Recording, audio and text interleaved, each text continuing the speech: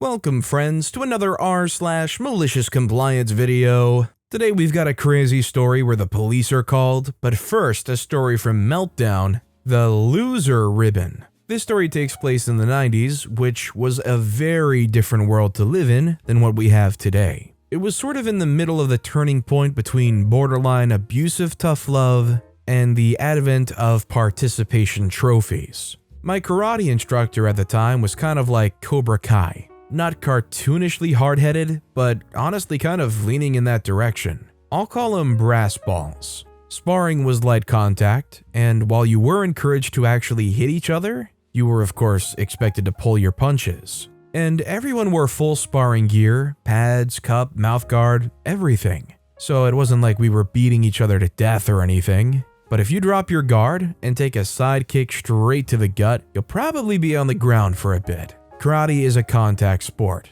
and we fully treated it as such. Anyway, another part of that environment was that only winners get promoted to the next belt. As part of your test, you had to do a kata to demonstrate your technique, and also win a light contact sparring match, kumite rules, against another student who was also up for a belt promotion.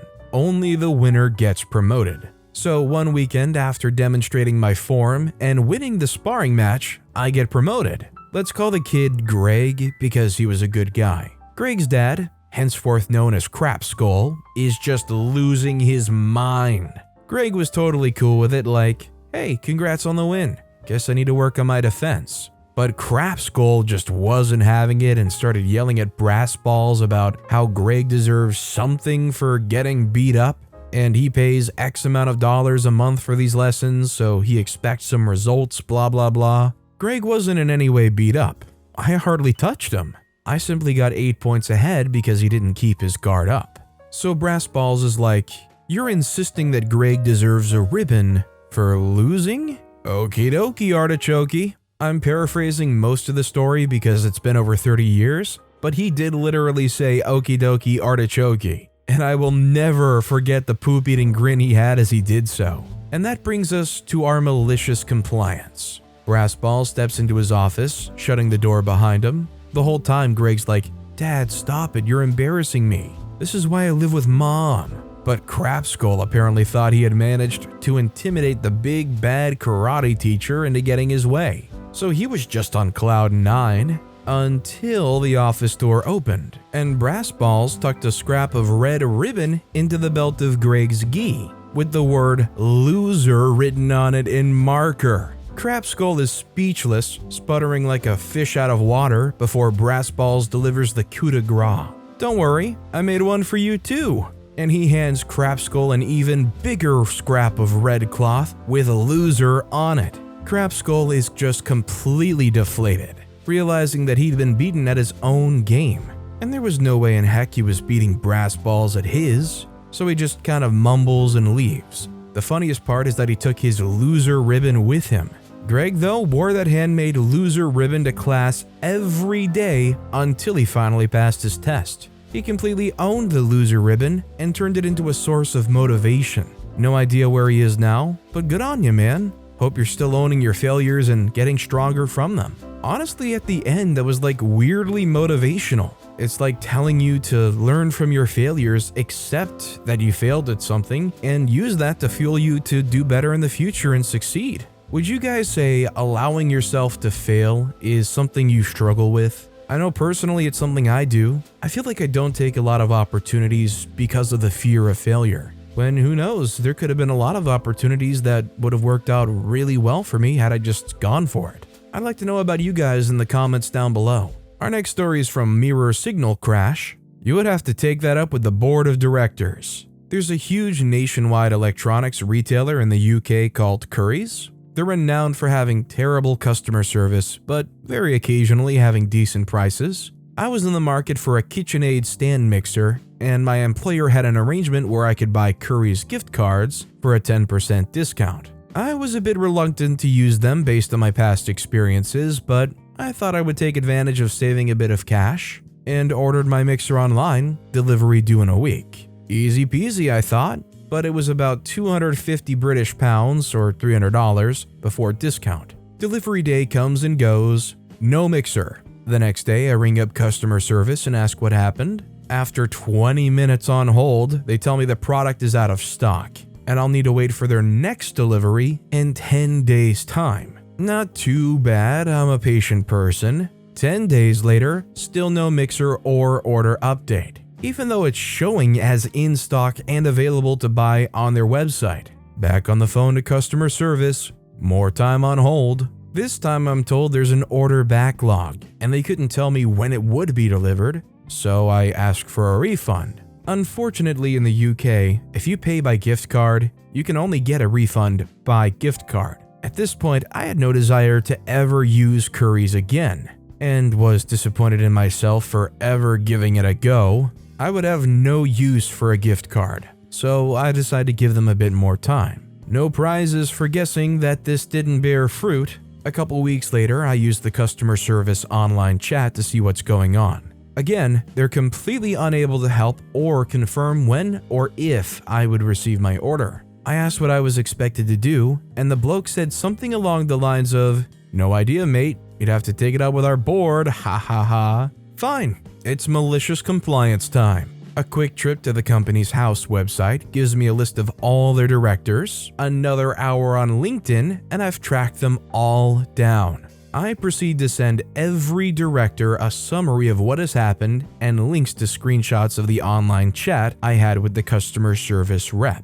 Less than a day later, I get a call from the CEO's personal assistant, apologizing profusely and personally guaranteeing she will sort it out. By the time this all happened, the mixer had gone down another 60 British pounds. So she processed my order again and said she would arrange for the accounts team to send me a voucher for the difference. She was genuinely the hero of this story. The very next day, my mixer arrives. Happy days! A few days after that, I get a letter with a Currys voucher. I thought this would be the end of my sorry saga. However, as icing on the cake, they proceeded to send me 3 more 60 British pound vouchers at random intervals over the next few months. I can only guess that their admin team is as useless as their customer service team. For completeness, I spent the vouchers on a new oven, which unsurprisingly turned up late and faulty and had to be replaced. Now, I have no idea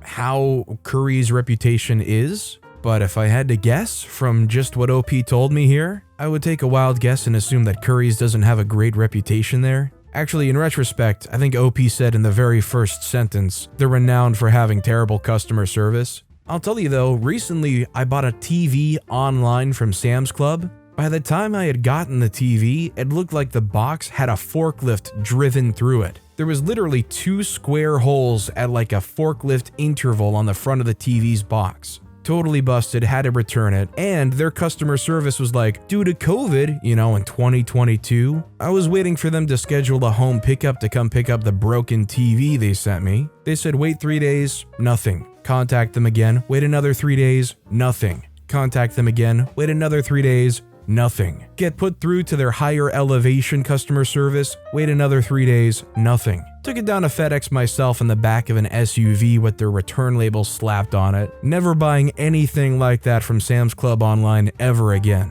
Our next story is from The Metal Plague. New quality inspector wants it by the book, and now has to work unpaid overtime because she's salary. I'll try to make this brief. I was trained in an advanced assembly position to replace a longtime employee who retired last week. I trained for 3 months, following the man's instructions to the letter, even taking notes on the ways he's developed in order to meet our company's demanding production quotas. Last Monday was my first day officially in the position, and I felt I was doing almost as good of a job as he was. The way it works, everything I build goes into a 24-hour hold. When I come in, I pull them from the hold, clean them, and prepare them for shipping. So last Monday, I start pulling my 24-hour inventory and getting it ready for quality to final inspect before it goes to shipping. Well, we also have a new quality inspector in my department who's apparently really gung-ho about her job. She's salaried, is only supposed to work 8 hours,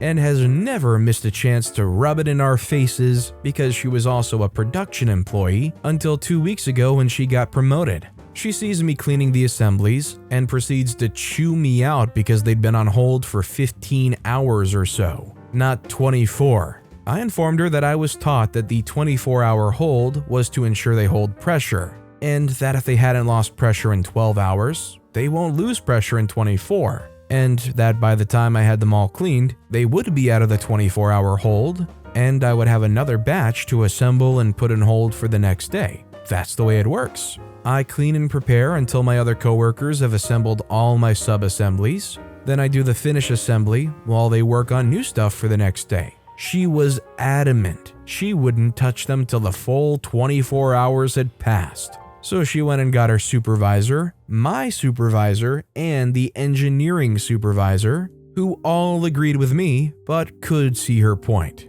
So they started pulling my assemblies out of hold at the 24-hour mark after that day. So I did. And at 3 o'clock, she had between 25 and 30 pieces to inspect every day last week. That's right at 3 hours worth of work, and she's supposed to leave at 3:30. However, if she has parts in the inspection area, she has to inspect them and get them to shipping the same day. She can't leave parts overnight, so she was forced to work overtime for free. I have never felt so much hate from one person when they looked at me before. Fast forward to today, my supervisor comes to me and tells me to go back to the system I was using before, that it seemed to flow smoother. I know the real reason though, and that's all that matters. We definitely all know the real reason here. I can't tell you how satisfying it is though to hear about this goody two-shoes that wants to put everyone else down, act like, oh, I've moved up and I'm better than everybody else now, and end up like flash forward to them miserable, staying after work for free. Yeah, you really took a leap forward, didn't you? Right into a pile of poo. And our final story of the day is from Scoodle-Doo. Call the police? Don't mind if I do. I'm a train driver in the UK. Weekday commuters in busy periods are fine. They know what they're doing and where they're going. Weekenders are another story. They rock up and have no idea where they're going and act indignant when we tell them the route they want to take is full of engineering works. However, the worst is summer holiday teenagers. It's school holidays at the moment here in the UK, so they're just pissing around for the fun of it. Last week, I had one teenage girl block a set of doors from closing. I did my usual PA spiel of, you might not have anywhere to go, but the 100 or so other people on board want to get home or to work. This usually gets the ones bothered the most to get up and see what's going on. Wasn't enough for this girl. I went back and asked her what the problem was. She remained silent and refused to look at anyone, but looked at me and said, "Get the police then." In the end, police were called, and we waited on the platform for 40 minutes for them to arrive and take her away. Last night, it was the second to last stop before I was to take the empty train back to the depot and go home after a 9-hour shift. I was done. I tried to close the doors and they wouldn't lock fully. Tried again a few times and then saw it was the door behind me. I got out of my cab and saw it was the same girl. "Oh, you were the same girl that held up my train for 40 minutes last week." They say, "No, it wasn't me." It was. Unknown to her, I'd been told over the radio to expect delays into the terminus station, as they were dealing with an incident and police were there. I just said to her, "Listen, I know it was you, it's my last train of the night, and I want to go home on time. So you can either shut up and sit down, I'll drag you out, or I can get the police to come deal with you." She obviously remembered police coming the week before, so she went and sat down.